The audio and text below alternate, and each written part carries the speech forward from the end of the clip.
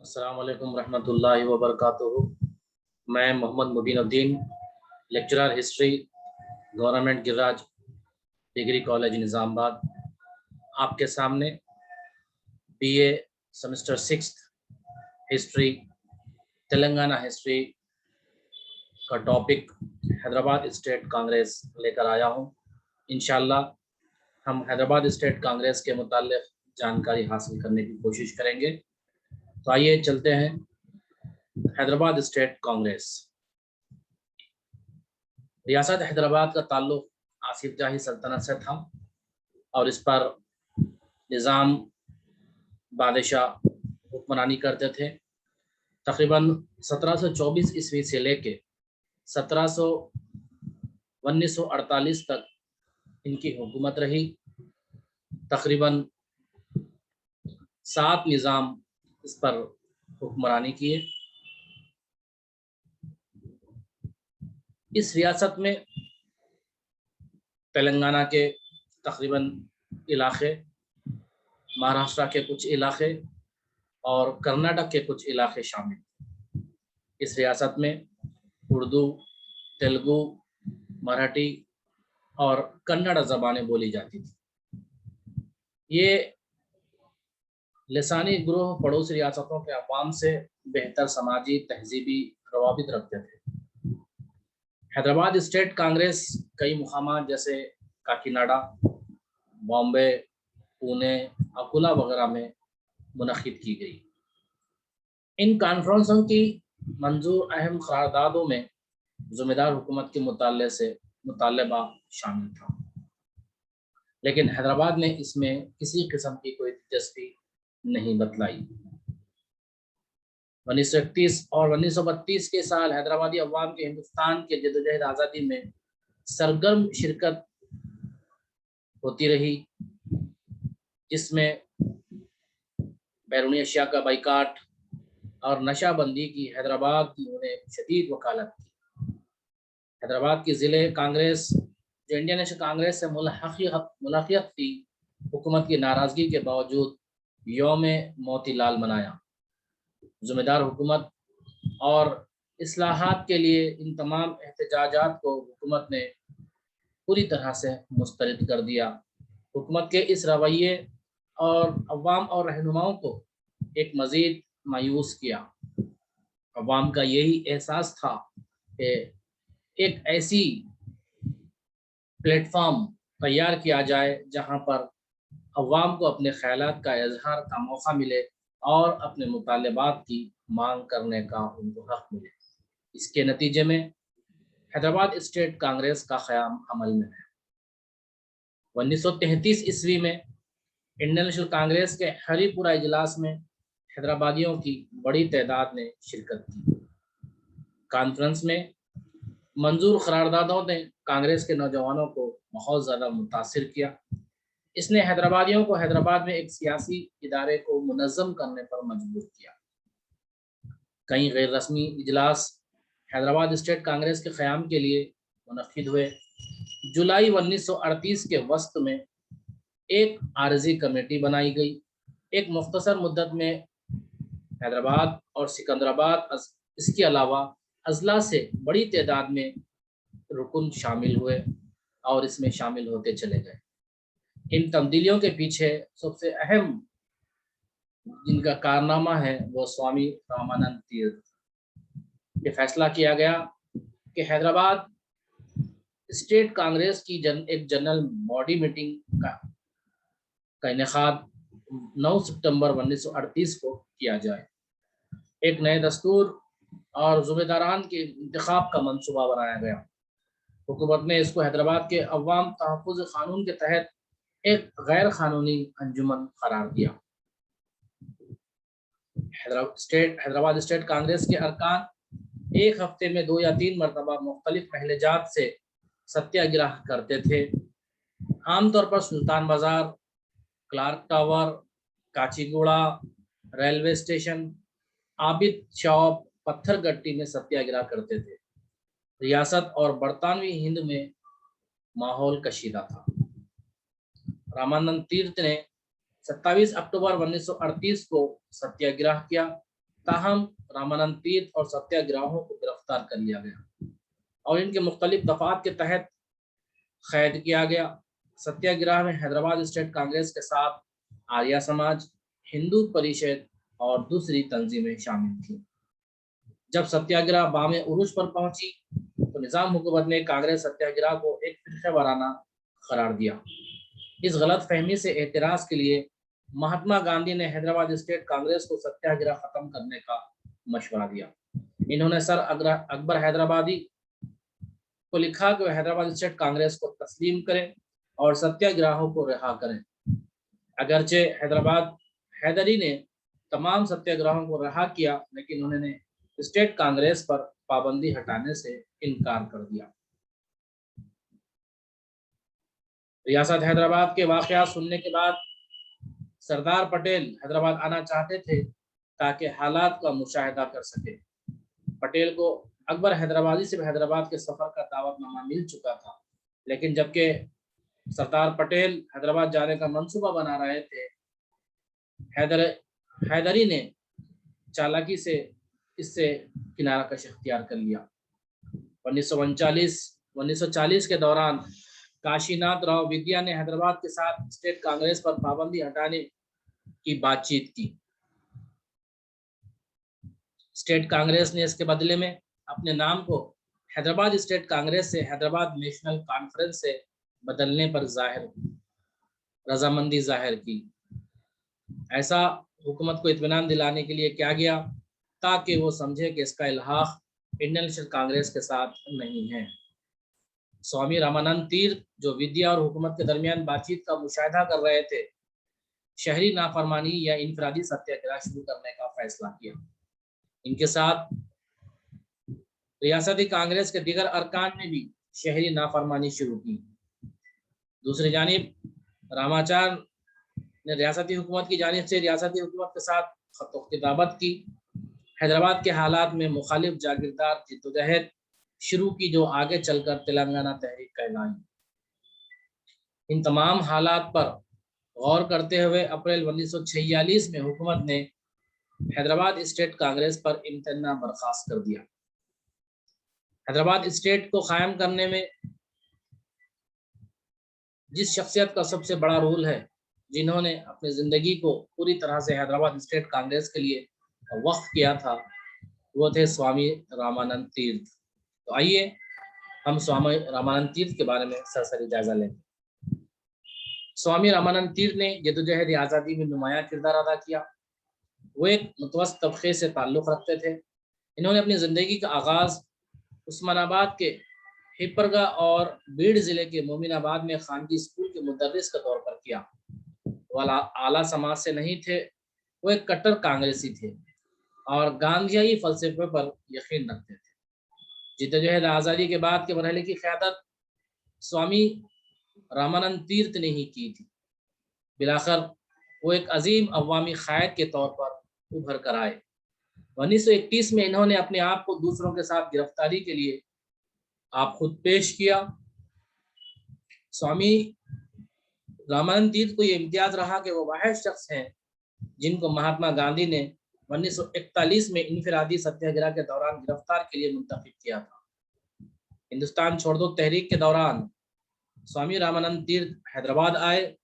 इनको फौरी गिरफ्तार किया गया और जेल में रखा गया। इन्होंने 2 साल जेल में गुजारे और 1944 में रिहा हुए।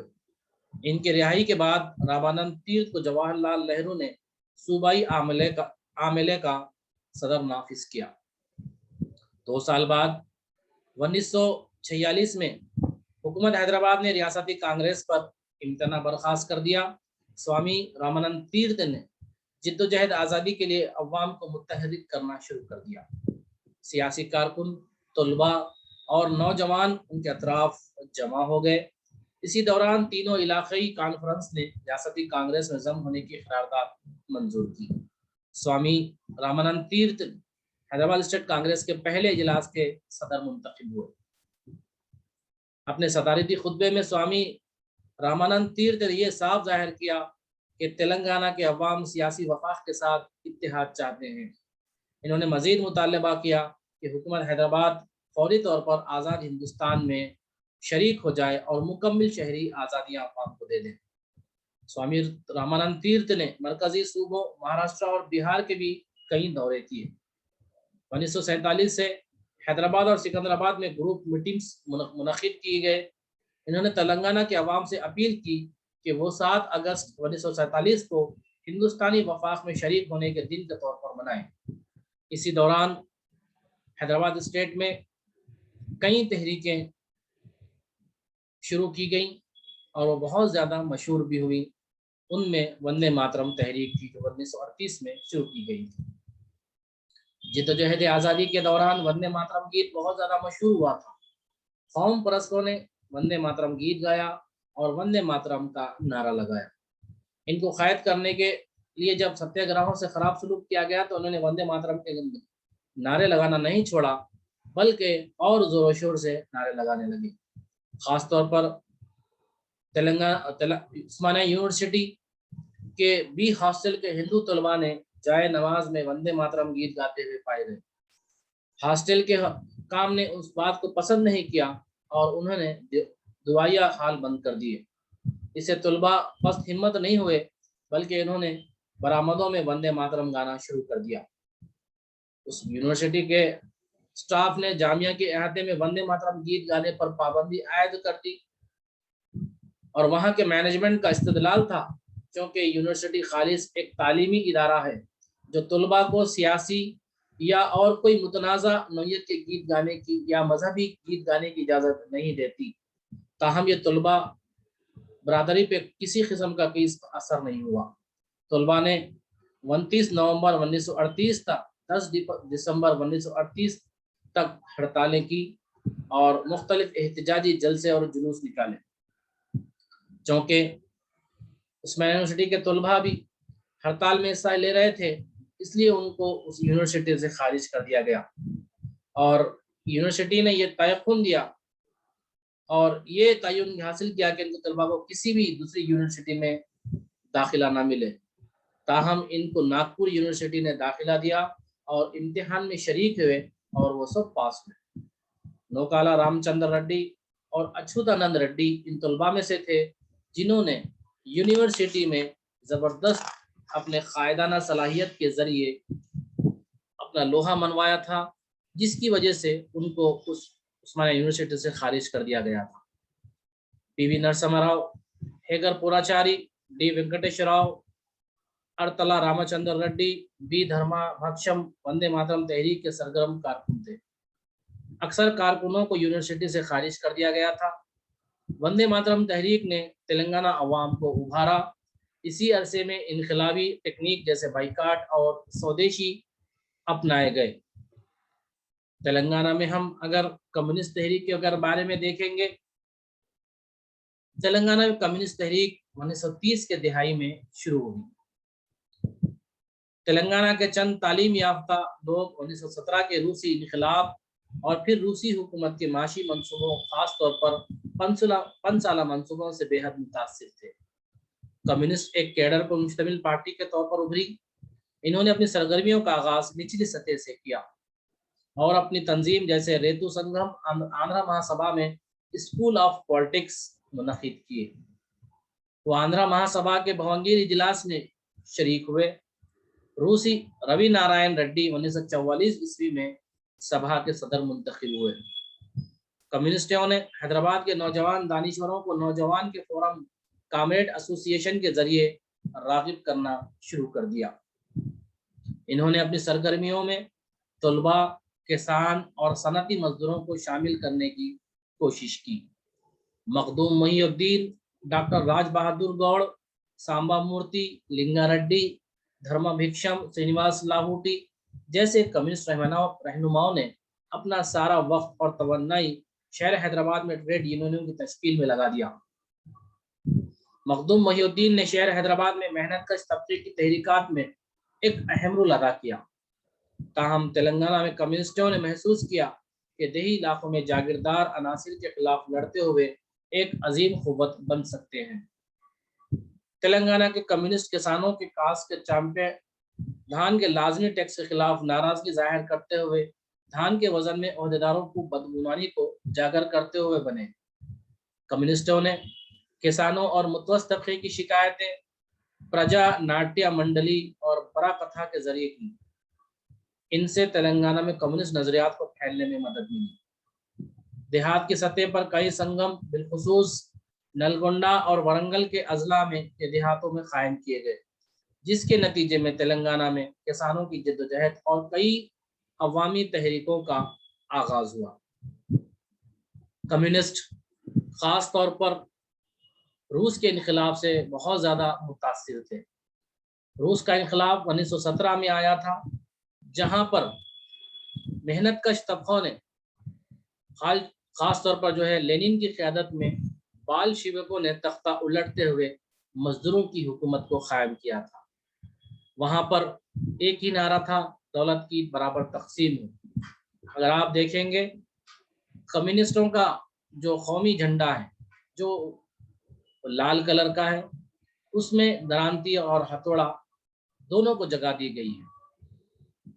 दरांती के मुतालिक ये है कि वो किसानों का हथियार है, दरांती की मदद से वो जो है अपना काम काज करते हैं, जबकि हथौड़ा मजदूरों का हथियार होता है। मजदूर हथौड़े की मदद से काम करते हैं, मेहनत करते हैं। तो यहाँ पर कम्युनिस्टों ने दोनों की नुमाइंदगी का जाहिर करते हुए ये जतलाने की कोशिश की कि हम गरीब किसान और मजदूरों की फलाह बहबूद के लिए काम कर रहे हैं।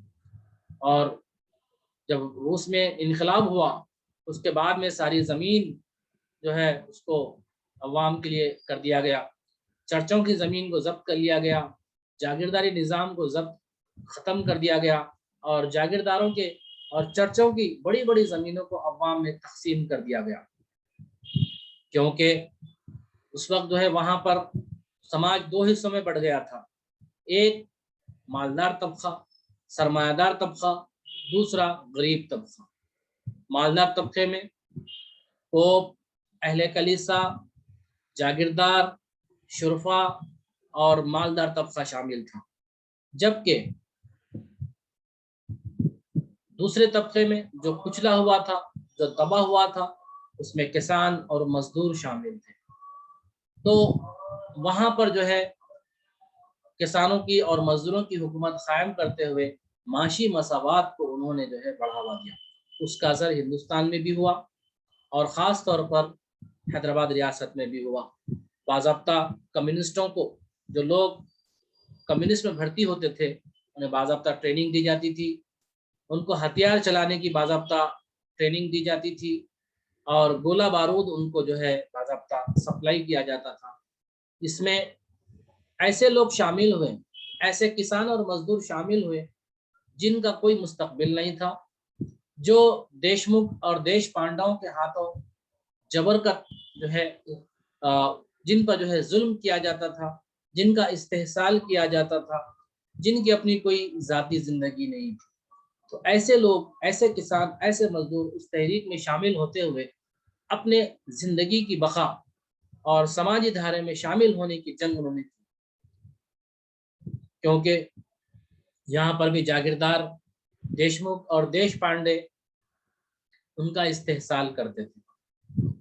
तो उन्होंने बाज़ाब्ता उनके खिलाफ जंगें लड़ी और आखिरी में उन्होंने निज़ाम सरकार के खिलाफ भी जंगें लड़ी। फिर आज़ादी के बाद हिंदुस्तान की हुकूमत से भी उन्होंने जंगें लड़ी। अब यहाँ पर हैदराबाद रियासत में एक तरफ हैदराबाद स्टेट कांग्रेस और दूसरी तरफ कम्युनिस्ट, ये दोनों अपने अपने तौर पर, एक तो जागीरदारों के खिलाफ इन्होंने जंग की, फिर इसके अलावा निज़ाम सरकार से भी जो है इन्होंने जंग की। इनका एक ही मकसद था, दौलत की बराबर तकसीम हो और मजदूरों और गरीब किसानों के साथ बराबर का इंसाफ। इसी वजह से इन्होंने अपनी जान तक को जो है जोखम में डालते हुए हथियार उठाया। हैदराबाद में क्योंकि आखिरी जो निज़ाम थे मीर उस्मान अली खान साहब, मीर उस्मान अली खान वो जो है बहुत ज़्यादा हालांकि रहम दिल थे, मजहबी रवादारी उनको करते थे, तमाम मज़ाहिब को एक साथ सलूक रखते थे, लेकिन हिंदुस्तान को जब आज़ादी मिली 1947 में, तो शुमाली हिंदुस्तान यानी कश्मीर से लेके कन्याकुमारी तक और गुजरात से लेके बंगाल तक हिंदुस्तान को एक बड़ा हिंदुस्तान बनाना था। तो ऐसे इसमें हैदराबाद की छोटी सी रियासत हैदराबाद हिंदुस्तान में बीच में होना, ये जो है वाक़ई एक फितरत के खिलाफ थी।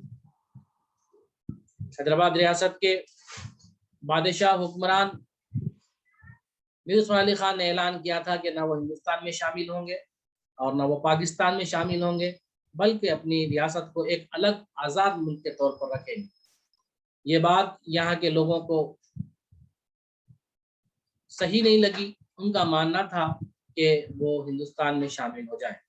अब चूँकि वो मुसलमान थे और 80% आबादी हिंदुओं की थी, जाहिर सी बात है ये लोग नहीं चाहते थे कि हैदराबाद रियासत एक आज़ाद रियासत रहे और एक बादशाही जो है निज़ाम यहाँ पर रहे। इसी वजह से उन्होंने मुख्तलिफ तहरीकात का आगाज़ किया, जिनमें सत्याग्रह, इनफरादी सत्याग्रह और जो है वंदे मातरम तहरीक और कई दूसरे तहरीकें, जिसमें हैदराबाद स्टेट कांग्रेस ने बराबर एहतजाजियों का साथ दिया और कम्युनिस्टों ने भी जो है बराबर एहतजाजियों का साथ दिया और बराबर जो है गोरिल्ला तरीके से जो है जंग करते हुए हैदराबाद के जो है पर जो है उन्होंने कारी ज़रब लगाई।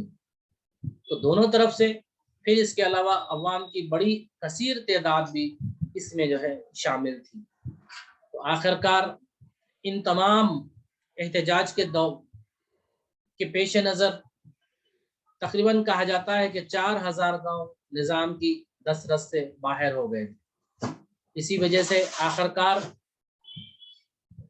हुकूमत हिंद को भी 1948 में बाज़ाब्ता पुलिस एक्शन के ज़रिए हैदराबाद रियासत को इंडियन यूनियन में ज़म करना पड़ा और ये रियासत हिंदुस्तान का हिस्सा बनी। उसके बाद हैदराबाद स्टेट कांग्रेस और कम्युनिस्टों में जो है बराबर दूरी अख्तियार हुई और यहाँ पर इलेक्शन हुए और कांग्रेस ने अपनी हुकूमत बनाई। इस तरह हैदराबाद स्टेट कांग्रेस और स्वामी रामानंद तीर्थ के बारे में आज हमने जानकारी हासिल की। आज का टॉपिक हमारा यहीं पर ख़त्म होता है। इंशाअल्लाह अगली बार मैं एक नए टॉपिक के साथ आपके सामने हाजिर होऊंगा। तब तक के लिए मुझे इजाज़त दीजिए। अल्लाह हाफिज़।